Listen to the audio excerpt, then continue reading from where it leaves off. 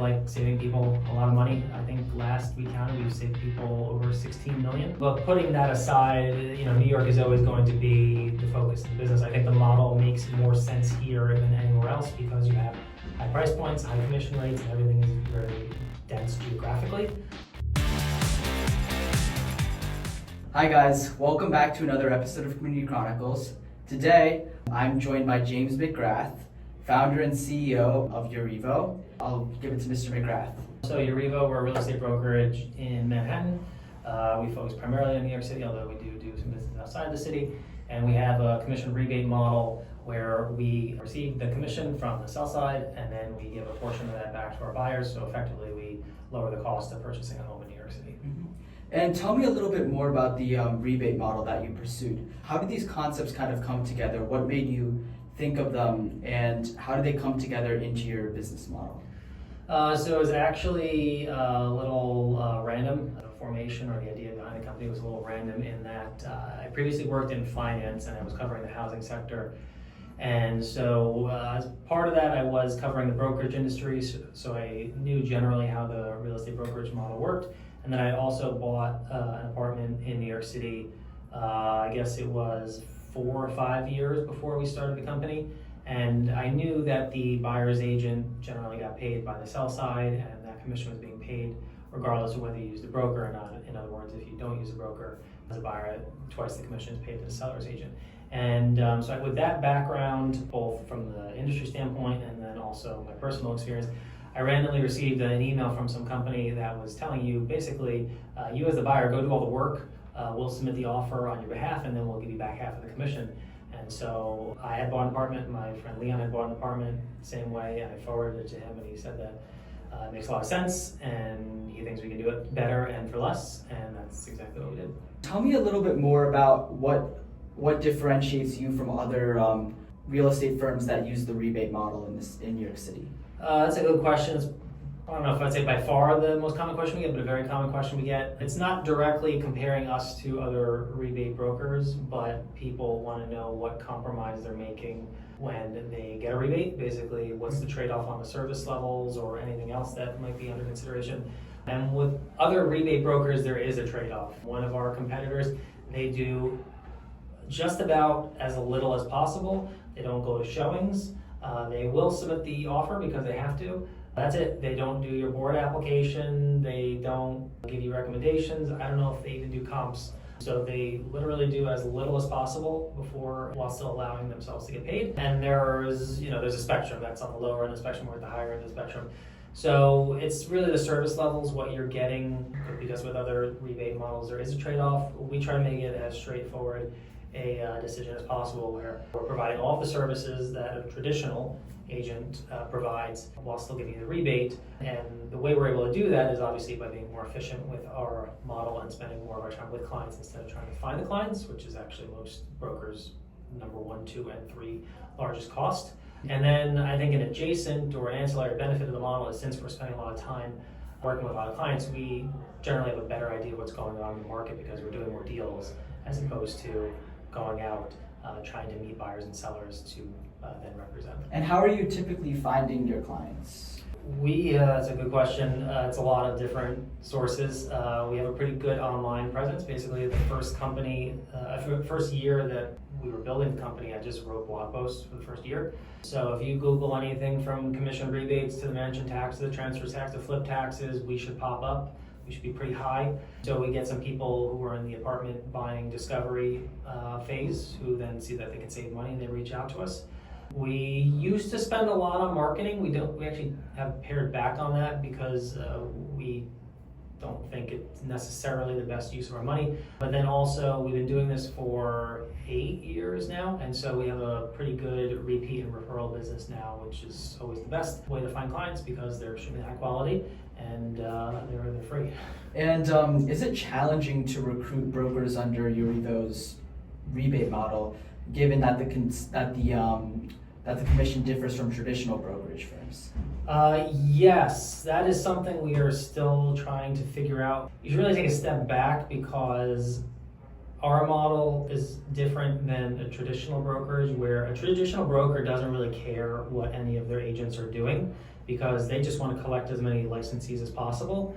And then it's the agent's job to go out and find a business. And whether they do 50 deals in a year or 0 deals in a year, I mean, obviously the brokerage would rather than do 50 deals a year, but they don't lose any money if the agent just sits on their hands all year and doesn't generate any revenue because it's all commission based. So with our model, we are primarily the company, the brokerage, we are primarily responsible for generating the leads and then giving them to our agents. So yeah, if there's no reason for some high producing traditional agent to come over to our model because they're just going to be giving themselves a pay cut.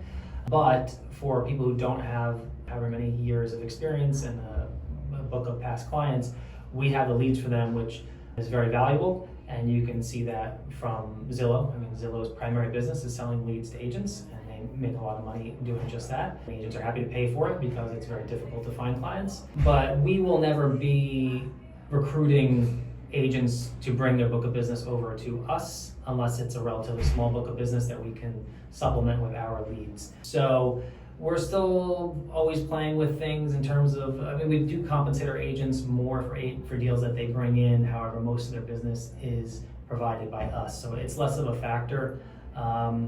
So yeah, I'm kind of rambling because there's not a great answer because we're not exactly going off after the same agents that a traditional brokerage would. I'm looking for someone who has a good work ethic and is reliable and responsive, but just doesn't have a book of business. And across your time at Yoreevo, what's been your most memorable project or client experience?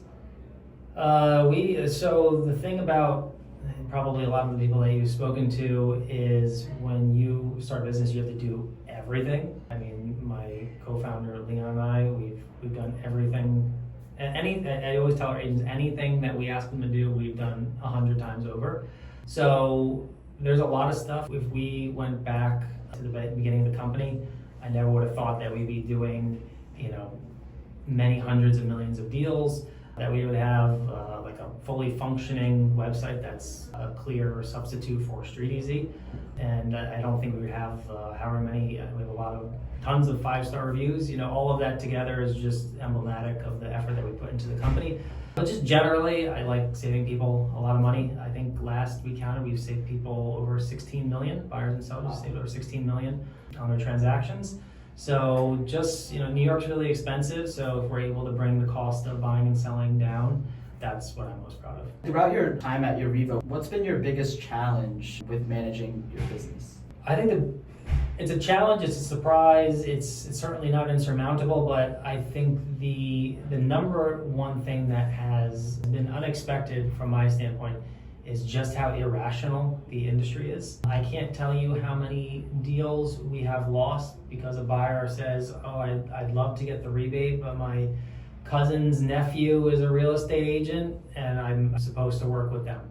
And even though the cousin's nephew has done 2 deals in their life and they're charging them 3%, they still do it. It's still a very heavily relationship-driven industry. Mm-hmm. And I would have thought, coming at it from my finance background, that people would say, oh, this is just a better mousetrap, I'm going to use that, and I'm going to tell everyone, and they're going to use that, and you just hockey stick. I think a lot of if you look at the history of venture capitalism, there are a lot of graves of companies that took that approach where they just thought, I'm going to create a better product, and I'm going to throw money at it, and it's going to work, and they don't take into account that real estate is a very emotional process, and it's a very relationship-driven process. So you can't just flip a switch and dial up the business. You can't just buy more ads and dial up the business. You really have to know what you're doing. You have to instill that confidence with your clients. And it goes back to the repeats and referrals. If we weren't doing that, we wouldn't have the repeats and referrals. So it's a lot of blocking and tackling, taking care of your clients so that they use you again, so that their friends use you again. But the obstacle is just the significant amount of, well, I don't want to say irrationality, but the myriad of factors that go into buyer or seller's decision when choosing an agent. And looking ahead, what's your vision for Yoreevo? Are you guys looking to further expand in New York City or possibly expand into other markets? We are going to expand into New Jersey a little bit here and there. New York's always going to be the focus, but we just have a lot of people who are moving, like to Hoboken or Jersey City, or this little cluster of towns that are commuter towns to the city. But putting that aside, New York is always going to be the focus of the business. I think the model makes more sense here than anywhere else because you have high price points, high commission rates, and everything is very dense geographically.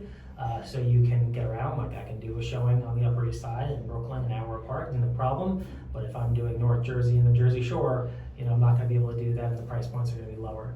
So it kind of goes back to the last question of just all the blocking and tackling and making sure that we take care of our clients, and then everything else generally takes care of itself. But we want to keep growing the business. The bigger we get, the nice thing about the business is the bigger we get, the more seriously people will take us, and the more seriously people take us, the easier it gets to get bigger. Because when we started 8 years ago, there's a very legitimate question like, who are you guys who've never done a deal before? Why should I trust you? Now we have hundreds of millions of dollars of transactions in the books, and we've dealt with pretty much every situation you can think of. So just want to keep doing that, grow the business, and show people that you don't have to pay a lot to get a great experience, and there's a lot of opportunity to save when buying and selling in New York. This is a more philosophical question, but how do you define the word entrepreneur? That's a good question. I think it's really somebody who's willing to put a lot into something that they believe in, because if you think that you're going to be an entrepreneur, you just have a good idea for a new widget or a new way of doing things, you can have that good idea and it can fall flat on its face if you're not willing to put in the work. There's the old adage like, you're not the first company to implement an idea is not necessarily going to be the winner. It's the one who implements it the right way, the way that resonates with the customers, that actually takes over. So you really have to be willing to work and believe in the product. That's that's the best recipe for success, although also entrepreneurship entails a lot of risk, so you have to be okay with that as well. But yeah, just starting a company that you believe in and are willing to work hard at growing. And finally, do you have any tips for any young people who are interested in entrepreneurship, maybe even specifically real estate, who are looking to start up their own business?